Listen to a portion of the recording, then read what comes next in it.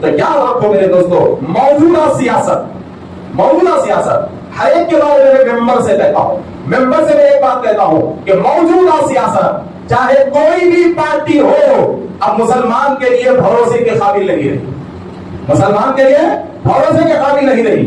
اگر مسلمان اپنے آپ کو اور بھی اندھیرے میں ڈالنا چاہتا ہے تو پھر لیڈروں کے سامنے ہاتھ بن کے ٹھہرے ہو، اور بھی تم اپنے آپ کو برباد کرنا چاہتے ہو تو پھر بھی گلی گلی کے لیڈر کی غلامی کو تم قبول کرو، اور بھی تم اپنے آپ کو تباہی و بربادی میں ڈالنا چاہتے ہو تو میرا اپنا سربراہ مانو سیاسی قائد کو، اپنا امام مانو سیاسی قائد کو، اپنا سب کچھ مانو ایک پارٹی آفس کو۔ اس لیے کہ میرے دوستو، میرا بھائی بھی لیڈر ہے، مسلمان بھائی، میرا مسلمان بھائی بھی لیڈر ہے، مگر میرے مسلمان بھائی کو تنہائی میں لے جا کر پوچھو تو وہ مجھے پکڑ کر روئے گا، اس لیے کہ اسے معلوم ہے اس کے ساتھ کتنا کھلواڑ ہو رہا ہے، اسے معلوم ہے کہ وہ کتنا برداشت کر کے سیاست میں قوم کے لیے ٹکا ہوا ہے۔ میرے بھائی کو معلوم ہے کہ کتنی مصیبت سے میرا بھائی ان لوگوں کے درمیان ٹھہرا ہوا ہے۔ آج میں میرے سیاسی بھائی کو قصوروار نہیں کہہ رہا ہوں، بلکہ میرا سیاسی لیڈر آج مجبور ہے اس لیے کہ وہ اکیلا ہے، میرا بھائی مجبور ہے اس لیے کہ اس کے پاس اکثریت نہیں ہے، اور ایسی حالت کرنے والے کون ہیں؟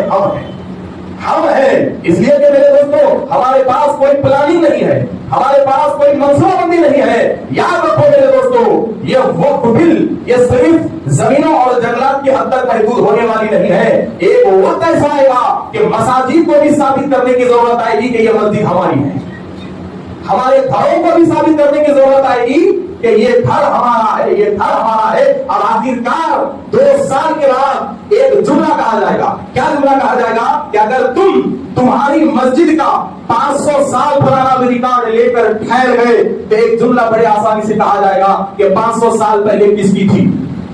تمہاری حکومت تو 500 سال سے ہے، 500 سال پہلے کس کی تھی؟ 500 سال پہلے تو ہمارا بادشاہ تھا، تو ہمارے بادشاہ کے پاس قبضہ کر کے تم بنا لیے۔ یہ جملہ بڑے آسانی سے کہا جائے گا، اور اس جملے کی تربیت دی جا رہی ہے، اس جملے کی تربیت دی جا رہی ہے۔ تو سارا معاملہ ہماری سستی اور ہماری کاہلی سے ہوا ہے۔ اور یاد رکھو، پچھلے 50 سال سے اپنوں نے وقف کو لوٹا ہے، ہمارے اندر کے لوگوں نے وقف کو لوٹا ہے۔ وقف کی حالت اتنی خراب تھی، اتنی خراب کہ کیا بتاؤں کہ شرم آتی ہے کہ اگر مجھے وقف بورڈ میں کمپلین کی ضرورت پڑتی، اگر کوئی غیر وقف پراپرٹی پہ قبضہ کرتا ہوتا اور مجھے وقف بورڈ میں جا کر کمپلین کرنے کی ضرورت پڑتی، تو اس وقت تک وقف کا عملہ نہیں آتا جب تک کہ میں ان کو رشوت نہ دوں، جب تک کہ انہیں رشوت نہ دوں اس وقت تک وقف کا عملہ نہیں آتا تھا۔ تو ایسے بے حس وہاں بیٹھے ہوئے تھے، ایسے بے ضمیر وہاں بیٹھے ہوئے تھے، اور انہیں بے حس اور بے ضمیر کر دیا گیا کہ قوم کو روکا گیا۔ اگر وہ ہمارے ہاتھوں میں ہوتی تو ہم نگہبان ہوتے۔